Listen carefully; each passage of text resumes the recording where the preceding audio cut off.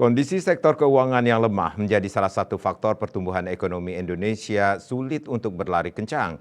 Hal itu salah satunya terlihat dari pertumbuhan kredit di perbankan yang tumbuh lebih rendah dari pertumbuhan dana pihak ketiga DPK.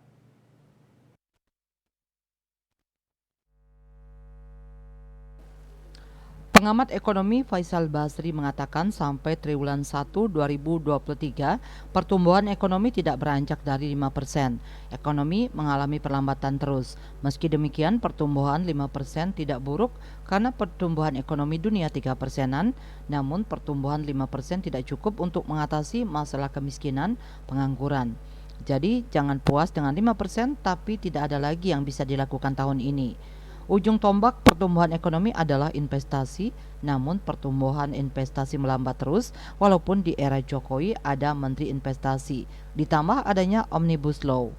Investasi yang sebelumnya tumbuh di atas 5% sampai 6%, saat ini pertumbuhan investasi berdasarkan data BPS hanya 2% sampai 3%.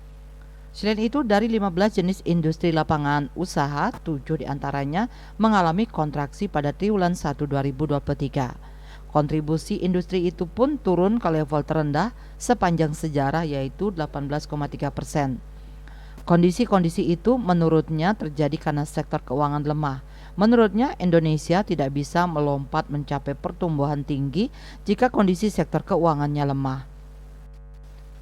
Penyaluran kredit sektor keuangan khususnya perbankan lemah karena perbankan diberikan kesempatan membeli surat utang negara yang bunganya 6% sampai 7%. Dengan membeli surat utang negara, maka penyaluran kredit ke pelaku usaha rendah. Akibatnya dunia usaha tidak terbantu.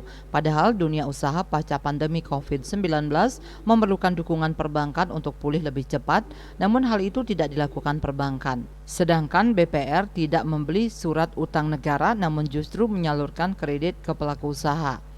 Kondisi ekonomi tersebut didukung dengan tingkat inflasi yang rendah yaitu 4% dan terus mengalami penurunan. Inflasi ini mendorong penurunan suku bunga yang mulai turun. Kondisi di dalam negeri tahun ini juga akan dipengaruhi kondisi politik jelang pemilu karena menurutnya ada 9 menteri nyalek, nyapres, dan nyawapres serta 1 menteri ditangkap. Jadi menurut Faisal, hampir mustahil untuk mengharapkan ekonomi berlari kencang di tengah ekonomi sekarang. Kondisi ini akan mempengaruhi kinerja masing-masing kementerian terutama dalam membangun ekonomi.